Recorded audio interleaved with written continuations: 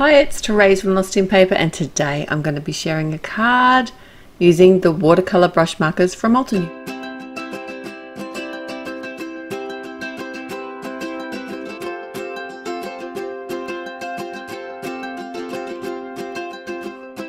So this card is part of a release from Altenew. It's a new Build a Flower set called Dahlia, and I'll give you some information about the giveaway a bit later on in the video, but first I just want to explain what I'm doing here.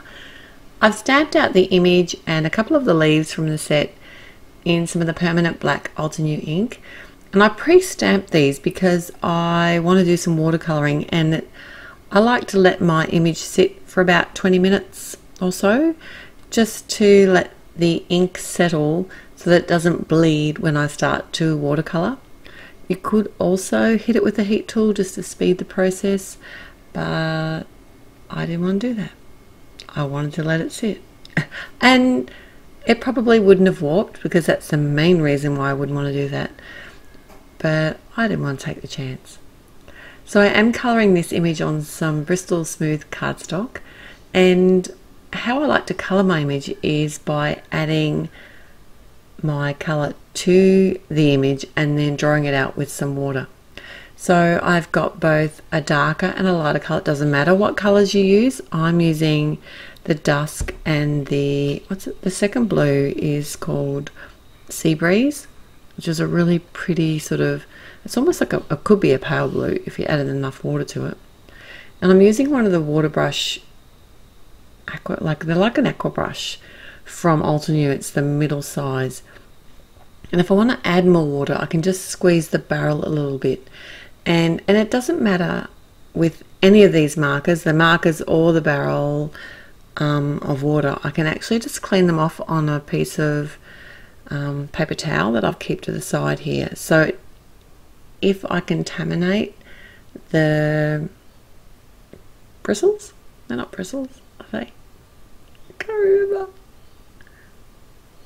Well, anyway, if I contaminate the brush, I can easily clean it off on this paper towel, so it doesn't really matter.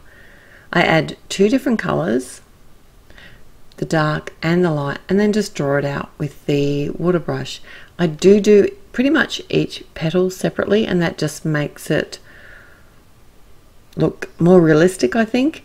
And I draw it from the center of the petal out to the edge, and that way I can keep the darker color in the center and the lighter color out to the edge of the petal.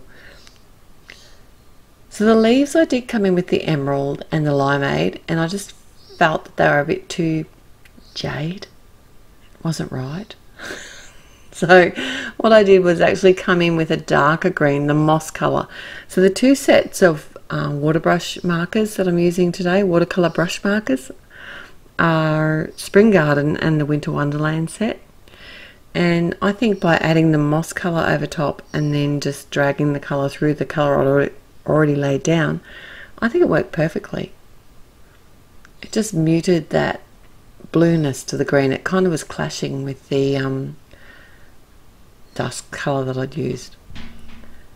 I did want to add some shading to my flower, so I waited for it to dry. It doesn't take very long for it to dry, and that's what I love about the watercolor brush markers, is you use minimal water with them, so the image doesn't take very long to dry at all. And I am impatient, and that's my biggest downfall when it comes to watercoloring.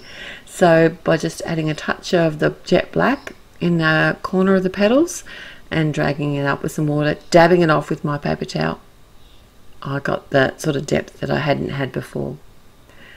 So I'm working on a panel of grey cardstock. It's cut just smaller than the front of my card, and I'm stamping out a couple of the Dahlia images. I have cut a mask, and I cheated here. I did it with the die cut that comes in the Build a Flower sets. All the Build a Flower sets come with coordinating dies, and I just thought it was easier to do this than to stamp it out and cut it out with a pair of scissors. So I stamped a couple of leaves around the images of the flowers, and I'm not going to colour those in because I want my watercolour piece to be the centerpiece. The sentiment that I'm using today comes from the Circled Sentiments set. I stamped it in some black ink and die cut it out.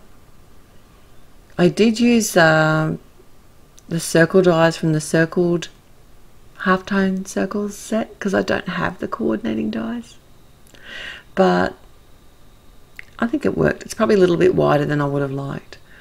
I popped up my front panel and then just added my flowers, leaves and sentiment to the front of my card. Now this is a release. It's March 2019, so if you're here now, head to my blog. The link will be in the description below, and you will have a chance to win a gift certificate to the Altenew store.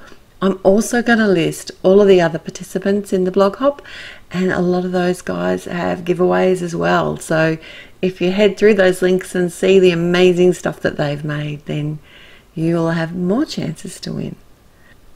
I just love these builder flower sets. They're probably some of my favourite sets from Altenew. So if you like this video, I would love it if you would click on the thumbs up button to say that you do. And if you haven't already, please subscribe to my channel. I'll be back again real soon with some more inspiration in card making. Till next time, happy paper crafting. Bye.